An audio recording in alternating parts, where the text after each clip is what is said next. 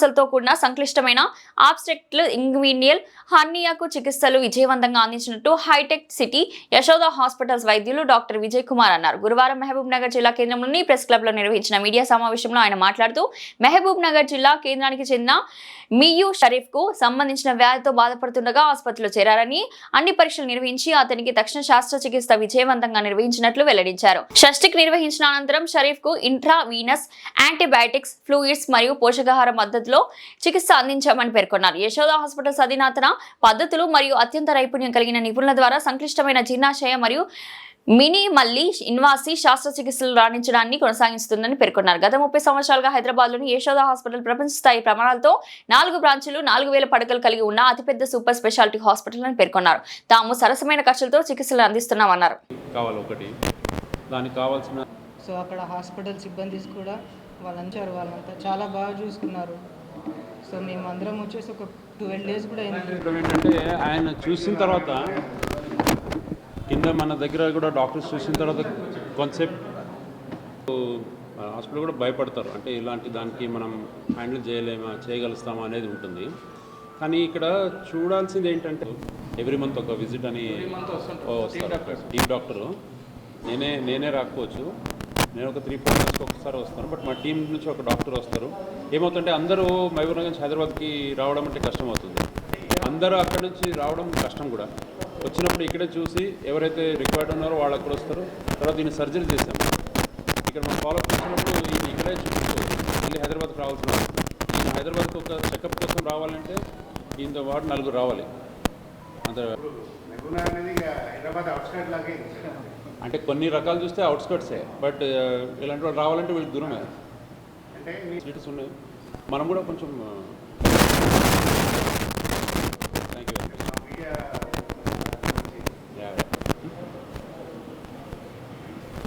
Thank you. నా పేరు doctor Vijay Kumar బడాని. నేను surgical gastroenterology and robotic sciences clinical డైరెక్టర్గా ఉన్నాను యశోద హాస్పిటల్స్ హైటెక్ సిటీ హైదరాబాద్లో. సో అంటే ఈరోజు ఇక్కడ రావడం ఉద్దేశం ఏంటంటే ట్రీట్మెంట్లు అన్నీ జరుగుతూ ఉంటాయి, సర్జరీలు జరుగుతూ ఉంటాయి, పేషెంట్స్, హాస్పిటల్, డాక్టర్ ఇవన్నీ నడుస్తూనే ఉంటాయి. కానీ జనాలకి తెలియాల్సింది ఏంటంటే ఒక జబ్బుని మనము చాలా తొందరగా ఐడెంటిఫై చేసి అర్లీ స్టేజ్లో దానికి మనము కనిపెట్టుకుని దానికి కావాల్సిన ట్రీట్మెంట్ చేసుకుంటే ఎంత బాగుంటుంది. కానీ మన ఈ మధ్య ఉద్దేశం ఎట్లా ఉందంటే ఫస్ట్ వచ్చినప్పుడు ఎలా తగ్గుతుంది, మనం డాక్టర్ దగ్గరికి వెళ్ళకుండా, హాస్పిటల్కి వెళ్ళకుండా ఎలా తగ్గించుకోగలుస్తాం అనేది ఒక మన మైండ్లో ఫస్ట్ వస్తుంది. చెప్పేటప్పుడు బాగానే ఉంటుంది, prevention is better than cure అంటాం. అంటే చిన్నగా ఉన్నప్పుడే చేసుకోవాలి, పెద్దగా ఎవరికి ఆగకూడదు అనుకుంటాము. బట్ అది మనకు వచ్చేసరికి మనం ఫస్ట్ ఇంట్లో ఏదైనా చేసుకోగలుస్తామా, దగ్గర ఉన్న వాళ్ళు చూపించుకుని ఏదైనా చేసుకోగలుస్తామా. ఈ మధ్య గూగుల్ ఉంది, గూగుల్తో కనుక్కొని ఏదైనా తగ్గించుకోగలుస్తామా అనేది చేస్తాం. సో ఇవన్నీ కాకుండా సరి అయిన టైంకి వైద్యం దొరికితే ఒక లైఫ్కి ఎంత డిఫరెన్స్ అవుతుంది, వాళ్ళ ఫ్యూచర్ ఎంత బాగుపడుతుంది అనే దానికి కొన్ని ఉదాహరణలు మనం ఇంతవరకు చాలా చూసాం. ఈరోజు మన పక్కన ఉన్న పేషెంటు ఫిజికలీ ఛాలెంజ్డ్ పేషెంట్. ఆయనకు ఒక రకమైన ప్రాబ్లం ఉండే. ఆయన వచ్చింది కడుపు నొప్పి, వాంతులు, తినలేకపోవడము, పొట్ట ఉబ్బరము అలా ఉంటే, పైగా ఈయనకి ఉన్న ఒక హర్నియా అంటాం దానికి.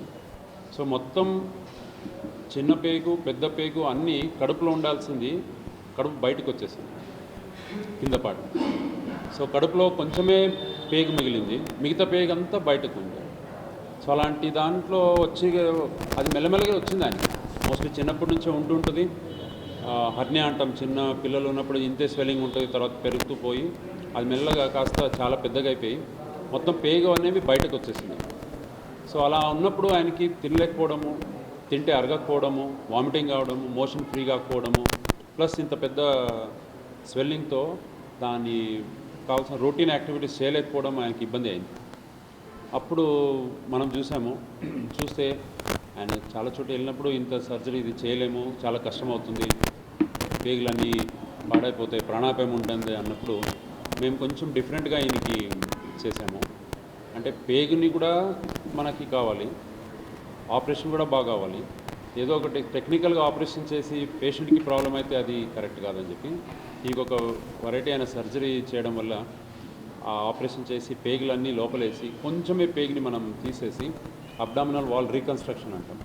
అంటే మసిల్స్ అన్నీ సర్దుకుని దానికి రీకన్స్ట్రక్షన్ చేసి ఇవాళ బాగున్నారు. హాస్పిటల్లో ముందు మనం ఒక 3 days ప్రిపరేషన్ చేసాము.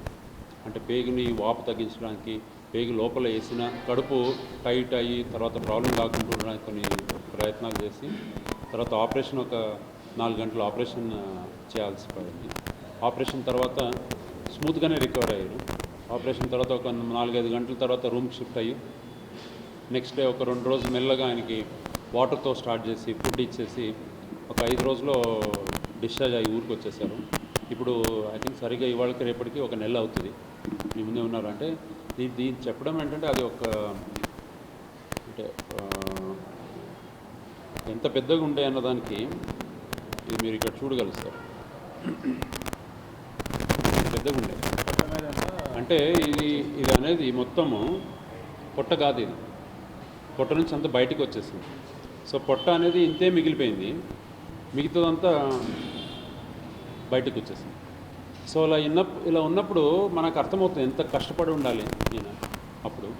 కానీ సరైన ట్రీట్మెంట్ ఉంటుందా లేదా, ట్రీట్మెంట్ చేస్తే ట్రీట్మెంట్ తర్వాత బాగుపడతానా, ఈ ట్రీట్మెంట్ నుంచి బయటపడతానా అనే భయం ఒకటి. ట్రీట్మెంట్ ఎక్కడవుతుంది, అక్కడ ట్రీట్మెంట్ ఎలా అవుతుంది తెలీదు. ఆ ట్రీట్మెంట్ అయితే దానికి మనం భరించగలమా, దాన్ని తట్టుకోగలమా, ఎన్ని రోజులు అక్కడ ఉండాలి అనే ఈ అన్ని ప్రాబ్లమ్స్ వల్ల సగం మందిలో ఈ ప్రాబ్లమ్స్ వల్లనే ట్రీట్మెంట్ డిలే అయిపోతుంది. కానీ నాకు తెలిసి సరైన టైంకి మనం కూడా ఈయన్ని ఐడెంటిఫై చేసి రొటీన్గా సర్జరీ చేస్తే ఈయనకి కుదరదు, ఆ సర్జరీ చేస్తే బయటపడడం తెలుసుకుని మనము వేరే విధంగా ఆపరేషన్ చేసి ఈరోజు ఈయన ఇట్లా చూడడం చాలా సంతోషంగా ఉంది నాకు.